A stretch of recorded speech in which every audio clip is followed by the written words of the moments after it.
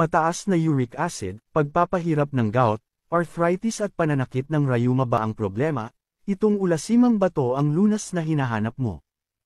Ang ulasimang bato na mas kilala natin sa tawag na pansit-pansitan ay may katangiang anti-hyperuricemia na nagpapababa ng level ng uric acid sa katawan.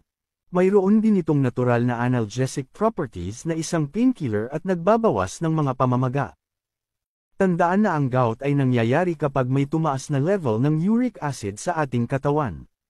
Ang pansit-pansitan ay mayroon ding kakayahan bilang isang diuretic na lubos ring makakatulong, dahil ang uric acid ay karaniwang nailalabas sa pamamagitan ng pag-ihi. Ang pagkain nito bilang gulay o salad at maging ang pag-inom ng tea mula rito ay nakakabuti rin sa hypertension, diabetes, ubo, sipon, lagnat, sa kalusugan ng tiyan, kalusugan ng bato, at ginagamit panlabas para sa mga sugat at paso. Follow my page para sa marami pang kaalamang panghalaman na ating tatalakayin at pag-uusapan.